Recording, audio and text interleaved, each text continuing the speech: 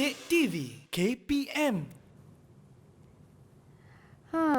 Kejap lagi Cikgu Ning nak sampai ni. Nak bagi Cikgu Ning air lah, nak hidangkan air sejuk dekat Cikgu Ning. Kalau buat air minuman sejuk, buat air kopi, air semua macam sedap je. Bolehlah. Macam tu. Mira letak dulu air. Air sejuk dah ada. Tuang air sejuk. Okeylah, cukuplah ni. Separuh ni. Masukkan kopi.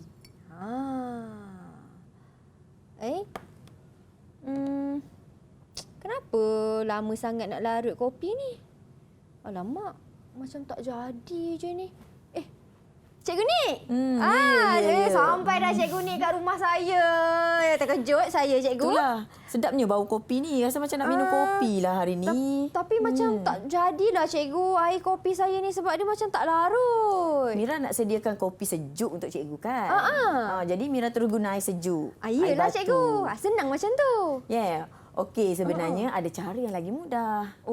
Ya ke? Mira buat semula. Okey, cikgu tunjukkan cara dia. Okey, guna cawan yang baru. Okey, guna air panas. Air panas? Kita guna air panas supaya kopi yang kita bancuh tadi tu cepat larut. Okey. Maksudnya walaupun nak buat minuman sejuk? Nak buat minuman sejuk, kita kena guna air panas juga. Mira letak kopi dulu boleh, Cikgu? Boleh, letak kopi dulu. Kemudian gunakan sedikit air panas. Letak kopi dulu. Mira masukkan kopi. Okey. Lepas tu masukkan air panas dulu, Cikgu. Air panas.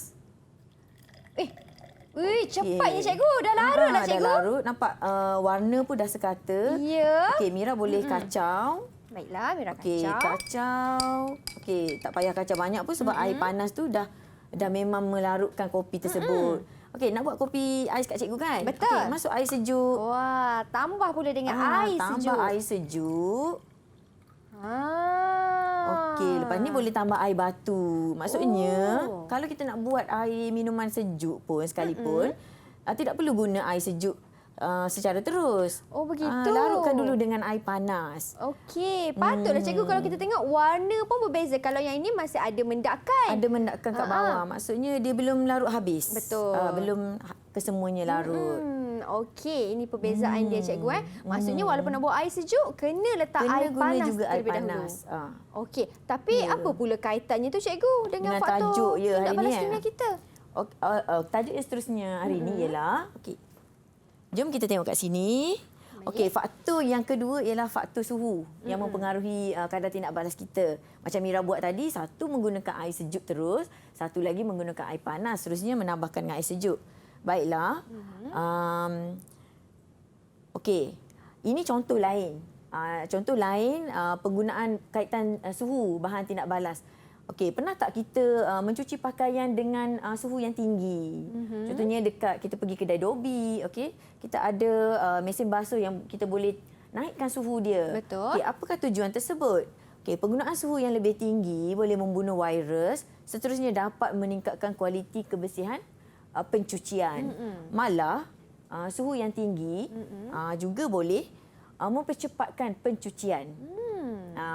Okey, dari segi kimianya, suhu yang tinggi mempunyai zarah-zarah yang ada dalam air. Okey, cikgu merujuk kepada air dan kopi tadi. Zarah-zarah pada air dan juga pada molekul-molekul kopi tadi mempunyai tenaga kinetik yang lebih tinggi. Suhu dia ada kaitan dengan tenaga kinetik. Suhu tinggi, tenaga kinetik juga tinggi. Okey. Baik, tenaga kinetik ni ialah tenaga yang pergerakan zarah tu. Pelanggaran antara zarah. Pelanggaran antara zarah. Jadi kalau air sejuk, tenaga kinetiknya rendah. Zarah bergerak perlahan. Jadi tindak balas antara air sejuk, molekul air sejuk dengan kopi menjadi lambat. Disebabkan itu tadilah. Okey. Baik. Okey, kita ada. Okey, seterusnya cikgu pergi kepada faktor kepekatan. Ini adalah faktor ketiga aplikasi yang mempengaruhi kadar tindak balas. Yang ni kita kena buat aktiviti. Okey, boleh cikgu? Okey, kita buat aktiviti. So cikgu kita ada kat sini. Okey, kita nak ambil masa jugalah kerana kadar tindak balas ni kadar ialah yang berkaitan dengan masa. Baik. Okey, kita ketepikan yang tu. Ini tentang faktor suhu. Sekarang kita nak masuk tentang faktor kepekatan pula cikgu. Faktor kepekatan. Mira rasa kalau kepekatan tinggi ke atau kepekatan rendah yang meningkatkan kadar tindak balas ataupun masa yang mana je lebih cepat? Kalau Mira rasa kalau semakin pekat, semakin lama kadar tindak balas tu cikgu. Oh, kalau semakin pekat, maksudnya semakin tinggi kepekatan, maksudnya bahan zat terlarut tu banyak. Bahan kimia tu banyak. Bila banyak, dia akan cepat berlanggar. Kepekatan tinggi maksudnya zarah per molekul per isi padu banyak. Wah. Bila zarah banyak, tindak balas akan berlaku dengan lebih cepat. Ya. Berbanding dengan kepekatan rendah, zarahnya sikit. Macam masih faham. kurang jelas, tapi kita boleh Tak tengok apa. dengan eksperimen kan cikgu? Kita buat uji kaji. Okey. Inilah tujuan kita buat kimia kan. Okey, ini ada cikgu ada Air suling. 80 ml, 80 cm padu air suling. Okey, cikgu ada kelalang kun, Mira pun ada kelalang kun. Okey, untuk cikgu akan masukkan air berkarbonat.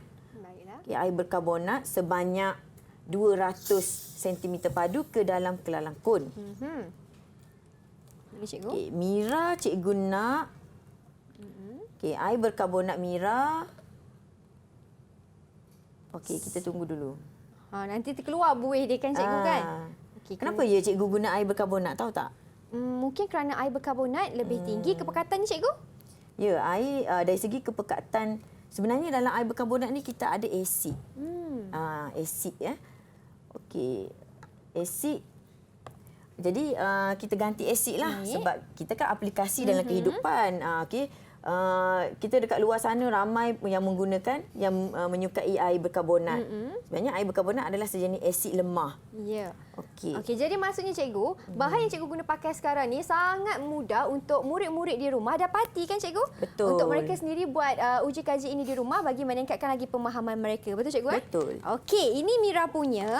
Kalau Mira punya macam kurang sikit berbanding Mira dengan cikgu. kena tambah air supaya air berkarbonat Mira tu lebih cair atau lebih rendah kepekatannya. Ya. Okey, jadi Mira tambah air tambah cikgu. air. Okey. Berapa banyak Mira nak kena tambah ni cikgu? Tambah 80. Cuba tambah sampai paras cikgu ni lah. Melebihi 100 ml. Mira letak dalam ni dulu cikgu Boleh? Boleh? Okey, 80. Okey. Alright. 80 Sikit lagi. Oops. Okey. Terlebih dah cikgu. Macam mana? Okey. Tak apa. Tak apa. Okey, baik. Dah, lepas tu Mira tuang pula dalam ni. Tuang dalam tu Sehingga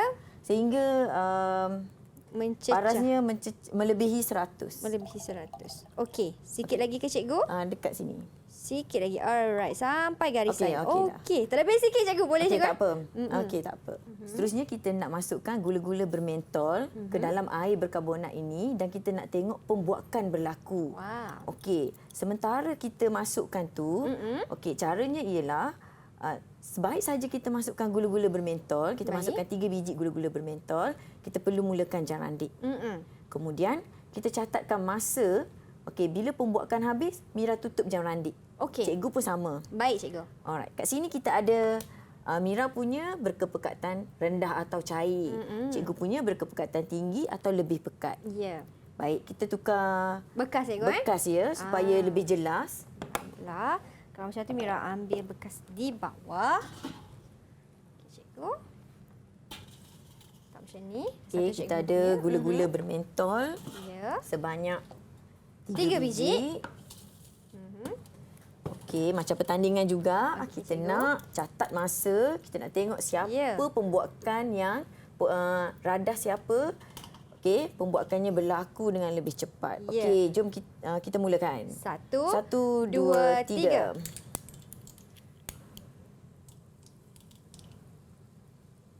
Okey, sekarang pembuakan sedang berlaku. Ada gelembung-gelembung gas yang keluar. Ya. Wah. Wah. Cikgu akan hentikan masa bila buih ataupun gelembung di atas tu hilang. Okey, Bukan yang bawah, kita tengok yang atas lah. Maksudnya di bahagian atas Di bahagian cikgu, atas tu. Itu kita panggil pembuakan. Pembuakan. Okey, kalau tengok daripada segi pembuakan buihnya, Mira punya macam masih banyak keluarkan buih ni cikgu. Masih lagi aktif mengeluarkan gelembung gas tu. Cikgu punya macam dah agak kurang sikit. Okey, cikgu hentikan kat sini sebab cikgu rasa dia dah bertindak balas. Pembuakan dah sudah tak ada. Okey, untuk Mira dia masih lagi aktif. Masih lagi cikgu. Pembuakan masih lagi berlaku. Okey, kita tengok, kita tunggu. Cikgu punya dah slow sikit. Alamak, saya punya dah lebih 1 minit ni cikgu. Dah lebih 1 minit ya. Okey. Kita teruskan lagi. Pembuakan berlaku. Kalau cikgu punya dah hampir tamat, saya punya masih ada sikit tapi dalam keadaan yang lebih perlahan cikgu. Dan perlahan. Cikgu rasa Mira boleh hentikan sebab pembuakan tu maksudnya gelembung yang sangat banyak. Okey, kalau macam tu Mira hentikan cikgu Okey, Mira hentikan dia. Baik. Okey, sekarang cikgu nak catat. Kita nak tengok. Okey, masa yang mana lebih singkat. Baiklah, untuk yang air berkarbonat berkepekatan tinggi tadi, cikgu yang buat. Okey, itu set cikgu berkepekatan tinggi. Jadi cikgu dapati masa dia 60 saat atau 1 minit. Cikgu tulis dalam saat lah. 60 saat. Baik, yang Mira pula? Mira punya pula 1 minit 25 saat. 1 minit 25 saat maksudnya 85 saat cikgu. 85 saat. Okey, dari sini kita nampak kepekatan tinggi akan menyingkatkan atau masa akan menjadi pendek, lebih pendek. Manakala kalau kita guna bahan berkepekatan rendah macam asid yang ada dalam air berkarbonat, okey, masa yang diambil lama iaitu 85 saat. Baik, itulah yang kita nak belajar dalam tajuk faktor kepekatan hari ini. Okey, cikgu boleh explain lagi? Boleh cikgu? Alright, dekat sini contoh lain selain daripada tindak balas antara gula-gula bermentor dengan air berkarbonat yang berasid tadi. Okey, dalam kehidupan kita, okey, berlakunya hujan asid. Okey, hujan asid ni adalah salah satu masalah persekitaran lah, masalah pencemaran alam. Okey, kalau nak dibandingkan hujan asid, okey. Okey, untuk yang ni hujan asid berlaku lebih tinggi di dalam di kawasan perindustrian. Contohnya di kawasan yang banyak kilang-kilang, okey. Kawasan kilang dia akan membebaskan banyak gas-gas beracun, gas-gas berasid. Apabila ada hujan, air hujan akan melarut dalam zarah-zarah berasid tadi, seterusnya menghasilkan hujan asid. Ianya berbeza. Kalau di kawasan perumahan, kita tak ada kawasan industri, tak ada rumah yang menghasilkan gas-gas yang beracun. Jadi kepekatan hujan asid yang di kawasan perumahan adalah rendah ataupun tiada langsung kehadiran hujan asid. Kalau macam tadi dalam industri, kehadiran hujan asid sebab air hujan tu mempunyai asid yang berkepekatan tinggi. Jadi bahaya hujan asid ni kepada kehidupan kita macam bahaya asid jugalah. Ya. Bahaya asid boleh mengakis. Betul. Kan? Boleh mengakis bangunan, struktur-struktur besi ataupun logam, contohnya seperti jambatan, bangunan dan sebagainya lah. Betul. Okey, contoh yang kedua, karbon monoksida. Okey, yang berkepekatan tinggi di dalam sesebuah kenderaan yang bertutup. Biasa kalau kita naik kenderaan, kita memang buka pendingin hawa dan kita memang akan tutuplah kereta kita. Betul. Jadi karbon monoksida ni terhasil daripada pembakaran enjin. Dia akan masuk ke dalam ruang kereta kita. Kalau jumlah karbon monoksida yang terhasil tu terlalu banyak, okey, dia akan boleh menyebabkan keracunan kepada pemandu dan juga penumpang kereta tersebutlah. Baik. Okay. Jadi Mira dah dapat sesuatu tak tentang faktor kepekatan yang kita baru buat ni dan juga faktor suhu tadi? Okey, Mira dah dapat cikgu, tapi Mira ada satu soalan nak tanya cikgu. Okey, apa tu? Tentang kepekatan cikgu. Kepekatan tadi bagaimana pula kalau kita ambil ubat, satu kita menggunakan kepekatan ubat yang tinggi, yang pekat, satu kepekatan yang agak cair sikit. Macam mana daripada macam orang tu makan ubat tu, macam mana cikgu penyerapan dia? Bagus soalan Mira tadi tu. Okey, Mira kata satu Kadang tidak makan balas ubat tu, dalam cikgu. dalam keadaan yang pekat kan, maksudnya berkepekatan tinggi. Satu lagi mungkin dicampur air jadi berkepekatan rendah. Sebenarnya amount kedua-dua ubat tu samalah kan. Okey, sebenarnya yang berkepekatan tinggi akan lebih cepat menyerap. Oh. Dia perut kita akan menyerap dengan lebih cepat. Kerana dia kepekatan tinggi ni maksudnya zat terlarut tu, ubat yang terlarut tu lebih banyak. Bila lebih banyak, pelanggaran antara zarah ubat dengan kadar penyerapan tu Ya. akan meningkat. Ya. Jadi dia akan menyingkatkan masa lah untuk penyerapan. Baik. Kalau yang cair, kalau berkepekatan rendah, kadar penyerapan dia rendah. Maksudnya akan mengambil masa yang lama. Kerana bilangan zarah ubat tu kurang. Yep, baik. Itu dah sedikit penjelasan cikgu bagi kepekatan dan juga untuk suhu. Kalau suhu yang macam awal-awal kita cikgu dah jelaskan tadi tentang buah pisang kita tadi tu cikgu. Lupa pula pada buah pisang tadi kan. Sebabkan buah itu pisang tu. suhu lah tu.